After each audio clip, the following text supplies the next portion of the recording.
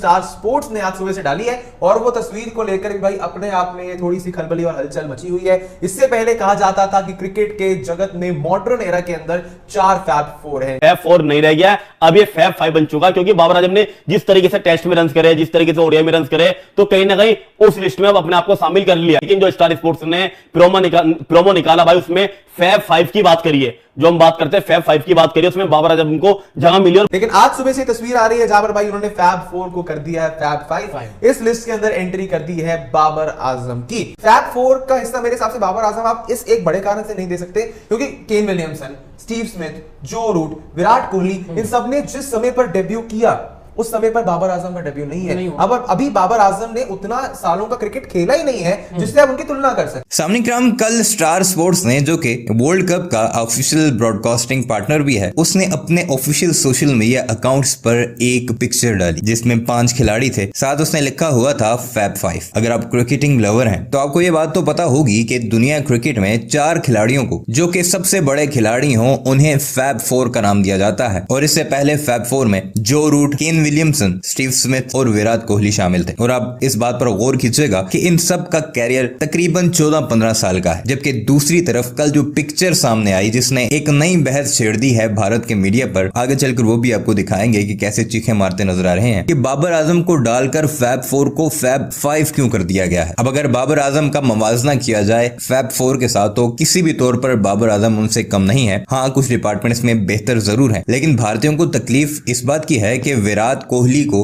बाबर आजम जल्द ही फैब 4 से आउट करके खुद वहां पर आ जाएंगे, क्योंकि ऑफिशियली तो फैब 4 ही चलता है। अब भारतीयों के आर्गुमेंट आगे चलकर आपको सुनाएंगे वो क्या दे रहे हैं। सबसे जो अजीब बात वो ये कर रहे हैं कि बाबर आजम ने अभी इतनी क्रिकेट नहीं खेली। बाबर आजम के कैरियर के अभी 6-7 साल हुए हैं, जबकि दूसरे खिलाड़ी 15-15 साल खेल चुके हैं। तो बाबर आजम को फैब 4 में किस तरह डाला जा सकता है? तो इन जाहिलों ने खुद ही ये बता दिया है कि बाबर आजम जिस मकाम पर दूसरे खिलाड़ी 15-15 साल लगाकर पहुंचे हैं, बाबर आजम 7 साल में ही पहुंच चुके हैं। तो बाबर आजम के लिए फिर फैब 4 नहीं फैब 1 ही होना चाहिए, जिसमें सिर्फ और सिर्फ बाबर आजम होने चाहिए। बहरहाल एक नई बहस छिड़ चुकी है स्टार स्पोर्ट की इस ट्वीट के बाद या इस पोस्ट के बाद। इस पर आपको भारतीय मीडिया का मौकफ दिखाते हैं जिससे आप काफी महसूस होंगे।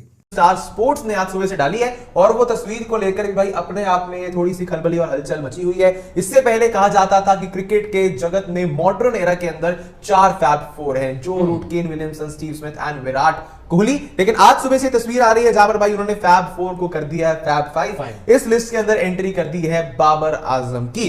इसके अंदर लेकिन कहीं ना कहीं आप जो कह सकते हैं कि थोड़ा सा सोच विचार करने वाली बात यह है, जो एक not on the basis of stats but on the basis of actual reality.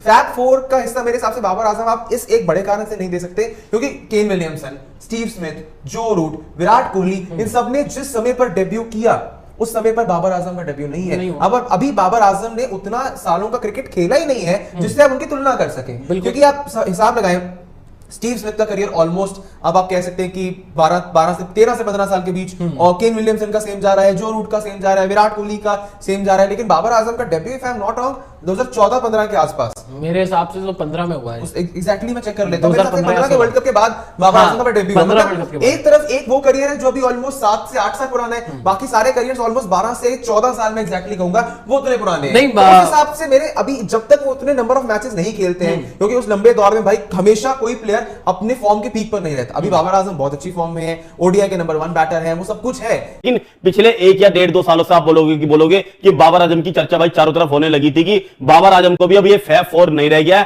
अब ये फैब 5 बन चुका, क्योंकि बाबर आजम ने जिस तरीके से टेस्ट में रन करे, जिस तरीके से ओडीआई में रन करे, तो कहीं ना कहीं उस लिस्ट में अब अपने आप को शामिल कर लिया है। क्योंकि आपको बताता हूं, स्टार स्पोर्ट्स ने एक वर्ल्ड कप का प्रोमो निकाला है। आपने इससे पहले हमेशा देखा होगा कि फैब 4 की बात होती थी, लेकिन जो स्टार स्पोर्ट्स ने प्रोमो निकाला भाई, उसमें फैब 5 की बात करिए। जो हम बात करते हैं फैब 5 की बात करिए, उसमें बाबर आजम को जगह मिली और बाबर आजम ने करके भी दिखाया। पिछले 1 या 2 सालों से जिस तरीके से उन्होंने भाई बल्ले से रन्स करे हैं, उन्होंने वो चीज करके दिखाई है। अब भाई फैब 5 में 5 प्लेयर शामिल हो गए, आपके विराट कोहली, आपके Joe Root, Kane Williamson, Steve Smith और बाबर आजम। और आंकड़े भी बयां करते हैं। अगर आप आंकड़े चलिए वहां पर पहले विराट कोहली के आंकड़े की बात करते हैं, या आप विराट कोहली के आंकड़े देख रहे हो, चाहे टेस्ट में तो मतलब उनके आंकड़े आप देखते हो, टेस्ट में भी विराट कोहली की 50 की करीब की एवरेज है। लेकिन जब हम फैब 5 की बात कर रहे हैं ओडीआई में इस टाइम पर, तो ओडीआई में आप देखते हो किंग कोहली के भाई 277 मैचेस में रन है 12,902 रन है और 183 हाईएस्ट है। 13 आप देखते हो 93 का स्ट्राइक रेट है, 46 शतक है, मतलब आप बोलोगे विराट कोहली के भाई जो नंबर है उनके नंबर तक पहुंचना बड़ा मुश्किल है। और क्या पता आने वाला जो पाकिस्तान के अगेंस्ट मैच है आपका 10 तारीख को, उसमें विराट कोहली अपने 13,000 रन पूरे भी कर दे। तो नया नाम अब जुड़ा है बाबर आजम, जो हर कोई चर्चा कर रहा था वहां पर बाबर आजम की। अब बाबर आजम के स्टैट्स चलाते हैं, तो बाबर आजम के स्टैट्स आप देख लो भाई। टेस्ट में भी इनके स्टैट्स देखो,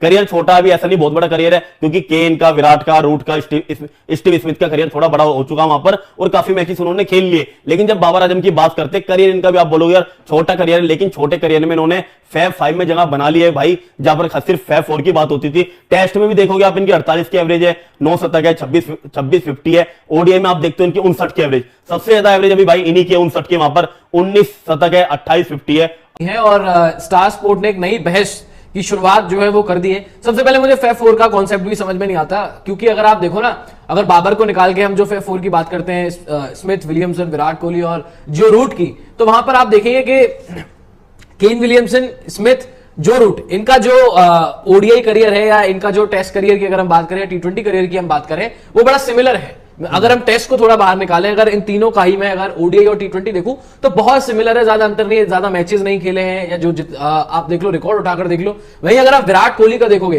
टेस्ट करियर के साथ साथ ओडीआई में 46 सेंचुरीज होना, उसके बाद T20 में सेंचुरीज होना, T20 का हाईएस्ट विकेट होना, तो विराट कोहली ने तो तीनों फॉर्मेट में एक्सेल किया, तीनों फॉर्मेट में वो सबसे बड़े बने हैं, चाहे T20 उठा ले, ओडीआई उठा ले, टेस्ट उठा ले। पहले तो फैब 4 के कॉन्सेप्ट में मुझे विराट कोहली फिट होते नहीं दिखते, क्योंकि वो एक अलग लीग है। लेकिन अगर आप मेनली बात करते हैं इस एरा की, क्योंकि जब भी हम बात करते हैं ना फैब 4 का, तो आप एरा वाइज प्लेयर्स को सिलेक्ट करते हैं। ये जो एरा रहा है विराट कोहली का, केन विलियमसन का, स्मिथ का, जो रूट का, ये सेम एरा रहा है। जो रूट 2010-11 में आए, उधर केन विलियमसन भी सेम 2010-11 के टाइम पर, स्मिथ भी 2008 में देखिए, 2008 में भाई यहाँ पर आपके विराट कोहली का डेब्यू, 2008 में विराट कोहली का डेब्यू हुआ, स्टीव स्मिथ का डेब्यू हुआ है, स्टीव स्मिथ 2009 या 9-10 के आसपास एग्जैक्टली देखते हैं ना, एग्जैक्टली देख लिया है ना, देखिए जरा। तो अभी डेब्यू पता लग जाएगा। तो मैं जो बात कर रहा था कि जो फैब 4 की हम बात करते हैं, उसमें विराट कोहली आपको कहीं नजर नहीं आते हैं, क्योंकि वो अलग एरा है। तीनों फॉर्मेट में 2010 हाँ, मैं वही कह रहा था, डबल स्क्रीन पे सबके घुमाते रहते हैं, 9-10 का ही बोल रहा था मैं।